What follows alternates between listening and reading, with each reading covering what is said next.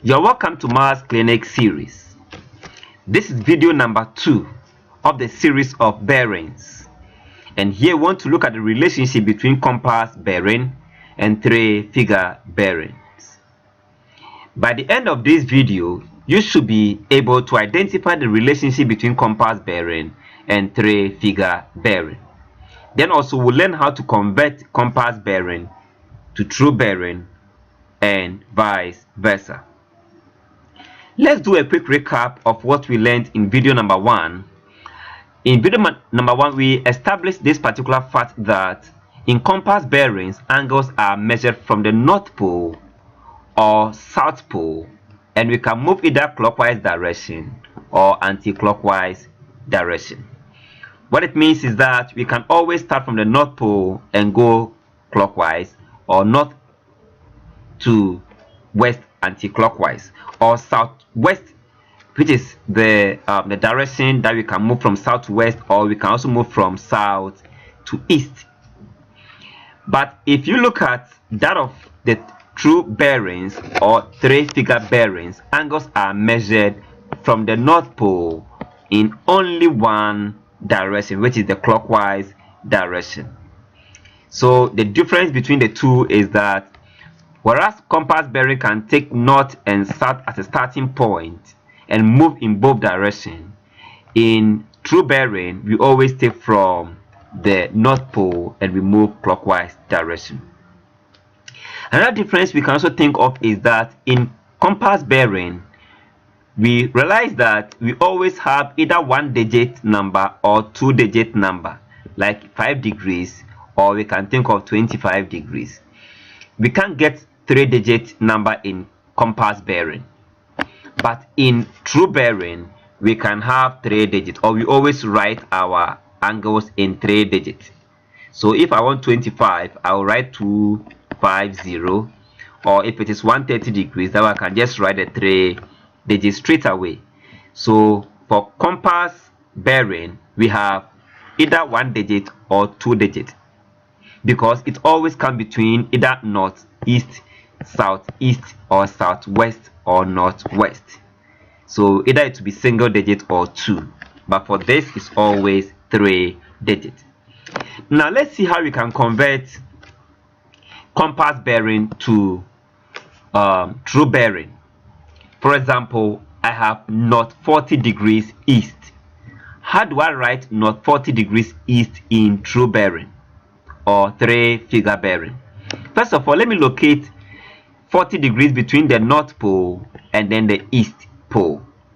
And so since I'm always starting from the North Pole clockwise, so if I say 40 degrees, then I can measure 40 degrees that direction. That is where I have my vector line. Now to convert this to true bearing also starts from the North Pole and it goes clockwise. So I'm going to read from the North Pole to where the line is, and that will still give me the 40 degrees. And so the true bearing is going to be 40 degrees, and it will be written as 040. Another example is here. We want to convert north 30 degrees west to true bearing. With that Cartesian plane, we want to locate 30 degrees between the North Pole and then the West Pole.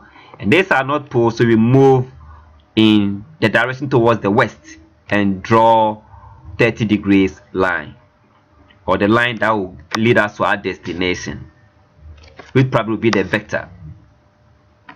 So now that I have my 30 degrees marked from the north towards the west, my compass bearing, my true bearing must start from the North Pole clockwise to reach that same line. So when I start from the North Pole clockwise, I'll get to where the line is, and right from here, this is 90 making 180, 90 making 270. So I'm left with this small angle here, so I can now know my true bearing.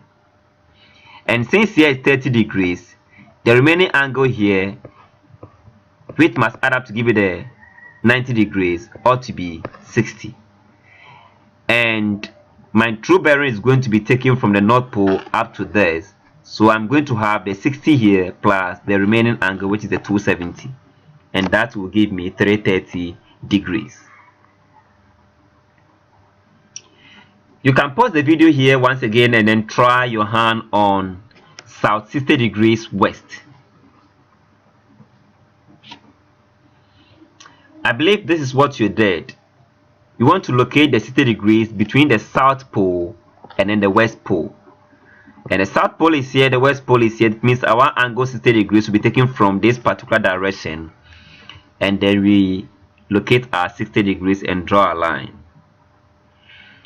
Then now to read the compass bearing, so the true bearing, we must start from the north pole and move that direction.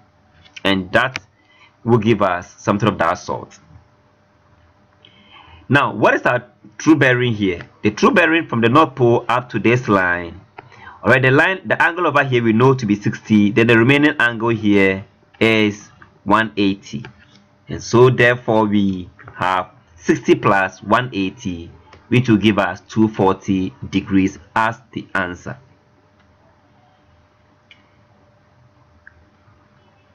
Right, so try south 50 degrees east. South 50 degrees east. Well, so once again, south 50 degrees east, we start from the south, we move towards the east and measure 50 degrees and draw our line. Then our true bearing must be taken from the north pole up to where that line is. And how do we get our bearing up to that?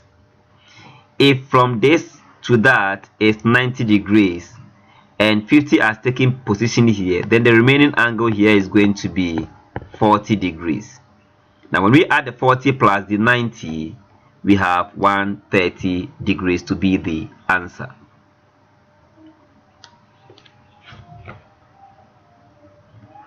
Now let's try this last one too. This time around our compass bearing is due west. They didn't give us any angle, they said due west. How do you get that? Right, very simple. So Cartesian plane is here, we are moving towards the west. So our direction starts from the meeting point of the Cartesian plane towards the west. So that is our due west. It means we are heading towards the west, or we are moving in west direction. But the true bearing is going to be the angle that starts from the north pole up to where the west line is, or the line that links the journey. And so of course that becomes 270 degrees. That becomes 270 degrees. So sometimes you could be given due west, due east, due south, and so on and so forth. Now let's look at the other side of it, how to convert from the true bearing to compass bearing. Now the first question we have here says express 125 degrees as a compass bearing. And we have our Cartesian plane. This time we have our our true bearing first. So we are going to read the true bearing first. And true bearing must start from the north pole clockwise, remember? So you go from north pole clockwise and we measure 125 degrees. And that will fall into the fourth quadrant. So what do we add to 90 to give us 125? And that value becomes 35. Right. Now our compass bearing must either be taken from the north pole or the south pole. And because the angle or the line lies between the south and then the east, we must start from the south, not the north. So on the south, are we going towards east or towards west? Well, the angle is here, so we must move towards the east. And we always read from the west towards the east. So from this west at 0, then what angle will we get for this one? And that's going to be our bearing for the compass. And since here is 35, then the remaining angle here is going to be 55 degrees. And so the compass bearing will be named as south 55 east. South 55 degrees east. I think it makes sense here. Another example will help you. Let's go to the next example. If you've gotten the concept, you can pause the video and try your hand on it. Right, so once again we have our Cartesian plane. We are going to read 308 degrees. So from the North Pole we move 308, which will be in the second quadrant. Then we draw our line. So what will be the angle here? Of course, that angle here must add up to the 270 degrees to give us the 308. And of course, that value will be 38, meaning 38 plus 270 will give us 308. Now, our angle or the line is now between the north and then the west pole, the north and then the west pole. And we can't start from the west, we have to start from the north, and we must move this direction towards the west. So what value are you going to read here? What value will be this angle? That value is going to be 90 minus whatever we have here. And so we do that and we get 52 degrees. And so we can read north 52, then west. And that becomes the answer. Try this one on your own and let's see.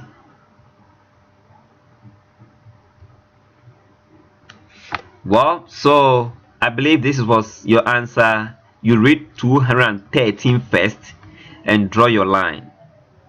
The small angle here is going to be 33 plus the 180 to give us a 213. And since we are looking at compass bearing, we have to take it from the south towards the west. And that will give us 33 degrees there. And so the whole bearing becomes south 33 degrees west. Try this one too. Express 90 degrees as a compass bearing. That's a little bit different, right? Okay, so 90 degrees, let's read 90 degrees right from that to the east line. That's the 90 degrees. It means we are going to go this direction towards the east. And so how are you going to mention the angle? Are you going to say north 90 degrees east? Of course, that could be correct, but normally we just say due east, due east. So instead of saying north 90 degrees east, you can simply say due east, and you'll be fine with that. So what about expressing 180 as compass bearing? Well, the answer will be due south, due south. And finally, what about this one to express 25 degrees as a compass bearing? Of course, this one too, when you pause the video and try, you should get something like north 25 degrees east. So this is the end of the relationship between true bearing and compass bearing. I believe you've enjoyed this video. Thanks for choosing Maths Clinic.